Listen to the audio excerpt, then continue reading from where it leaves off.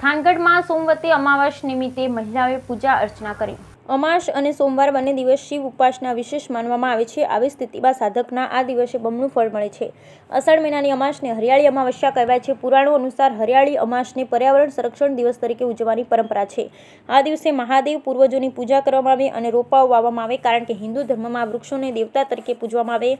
આજે 2 સપ્ટેમ્બર 2024ના રોજ સોમવતી અમાવસ છે। પ્રાપ્ત માહિતી અનુસાર સોમવતી અમાસનું મહત્વ એટલે એવું માનવામાં આવે છે કે જે મહિલાઓ સોમવતી અમાસનું વ્રત રાખે તેમને શિવની પૂજા કરે તેમને હંમેશા ખુશ રહેવાનું વરદાન મળે। સોમવતી અમાસના પ્રભાવતી પતિ અને સંતાનનું આયુષ્ય લાંબુ બને એવું કહેવાય છે કે આ વ્રત કરવા ચોથ જેટલું ફળદાયી માનવામાં આવે છે। આ દિવસે સ્નાન કરી શિવલિંગને કાચું દૂધ ગંગાજળનો અભિષેક કરવાથી પિતૃદોષ કાળસર્પ દોષમાંથી મુક્તિ મળે છે।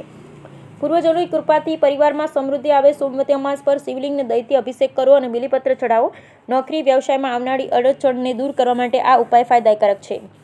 ભગવાન વિષ્ણુ ઉપરાંત સોમવતી અમાસના દિવસે પિતૃઓ માટે ગીતાના 7મા અધ્યાયનો પાઠ કરવો જોઈએ। શ્રાવણ માસ નિમિત્તે સોમવારને સોમવતી અમાસના દિવસે થાનગઢના ગ્રામ્ય દેવતા શ્રી વાસુકી દાદાના પટાંગણમાં સ્થાપિત શ્રી ચંદ્રમૌલેશ્વર મહાદેવને શ્રી મહાકાલનો શણગાર કરાયો છે।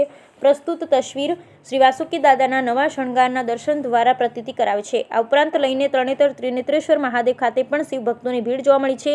ઉલ્લેખનીય છે કે તરણેતરમાં વિશ્વ પ્રસિદ્ધ મેળાની ગણતરીના દિવસો બાકી હોવા છતાં તરણેતર મંદિરે ખાતે ભીડમાં પ્રશાસને હજારો રહી અને વ્યવસ્થાના ભાગરૂપે પ્રયત્નશીલ રહી તે ભક્તોને દર્શન અર્ચન માટે સાનુકૂળતા જળવાઈ રહે। શ્રાવણ માસની અમાસે મહાદેવજીની દર્શન માટે શ્રદ્ધાળુઓ થાનગઢના આ પવિત્ર સ્થાન પર ઉમટી પડ્યા હતા। મંદિરના દ્વાર પરથી જ ભક્તોની લાંબી કતારો લાગી જોવા મળી હતી। મંદિરના પરિસર હર હર મહાદેવના નાદથી ગુંજી ઉઠ્યું હતું। અમો પત્રકાર મિત્રો, આજે સોમવતી અમાસને શ્રાવણ માસના અંતિમ દિવસે દેવાધિદેવ મહાદેવ હર દુઃખોના નાશ કરી ઉન્નતિ પ્રદાન કરે તેમજ આપના હર મનોરથ પૂર્ણ કરે તેવી પ્રભુના ચરણોમાં પ્રાર્થના કરે છે। બ્યુરો રિપોર્ટ જયેશભાઈ મોરી, થાનગઢ।